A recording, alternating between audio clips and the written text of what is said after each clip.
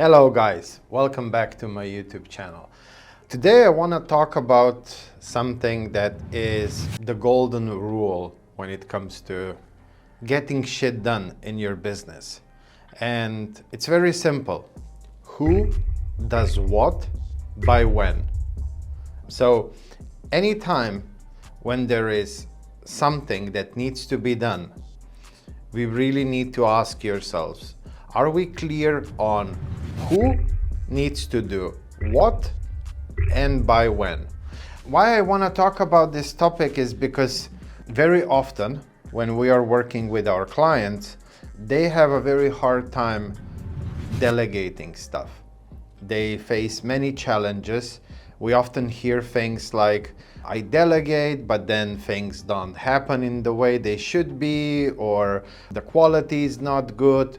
Well, when you approach delegation, it's very important that you understand that the responsibility when you're delegating is still on you for things to be done. So you need to be very good at recognizing what you're delegating and to who. Do they have sufficient knowledge? Do they have sufficient experience in that particular thing? Do you need to give them some mentorship to get them to a higher level? Do you need to enroll them in a course or make a video for them so that they understand what is expected from them? Have you clearly communicated what needs to be done? And so on. So even just choosing the person, you need to be clear whether they are already up to the task or you have to help them a little bit for them to become up to the task. And that's the big problem that many of entrepreneurs face, because they delegate things to people who are not yet up to the task.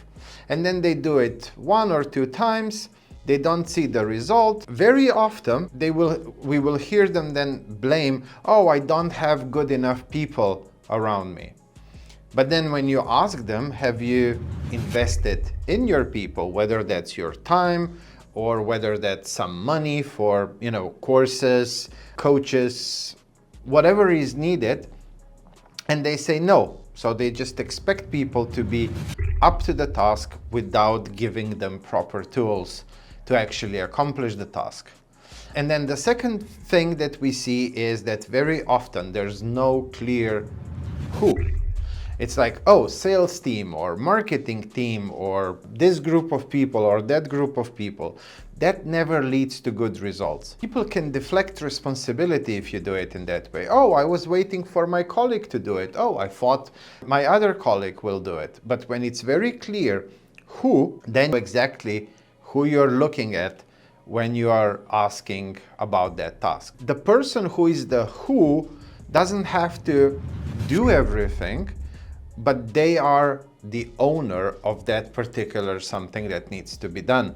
They can delegate then further, but they need to oversee, they need to be in control.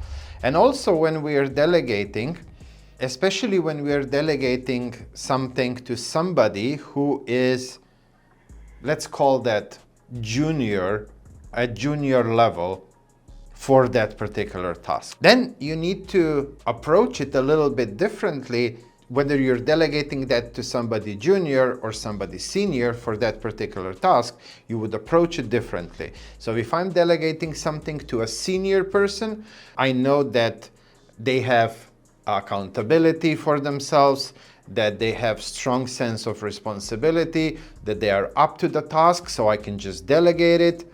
We arrange when it needs to happen and I can forget about it. But when I'm delegating something for a junior person, then I will probably put some milestones, be more on top of that task.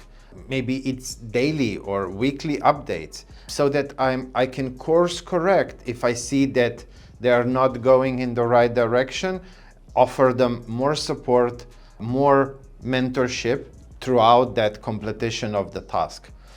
Basically, what I'm talking about right now is what I call servant leadership. And we see very little of that when we start working with clients. And then what happens is that they are afraid to delegate. They're like, oh, I'll just do it. And then they find themselves doing the fireground stuff. So they're out there on the fireground, taking down fires, doing all the daily tasks and all of that. And then they lack time for firehouse, for strategic thinking, for growth, for networking, for things that will really have high impact on their business. You don't want to be, as an entrepreneur, you don't want to be on the fireground. You want to be as little time as possible on the actual fireground, and the rest of the time you want to spend in the firehouse, because that's where the growth happens. When you're just doing tasks, yes, they have to be done. Somebody has to do them, but I'm pretty sure that you can find somebody who can do that just as good as you, or even better, if you approach it in the right way, which will then enable you to have more time for the strategic things, for the firehouse things, and that will then accelerate the growth of your business. So I know I've been talking about a few different things here, and if I'm rambling a little bit too much, as you can see, this time I'm not using my iPad to sketch along the way.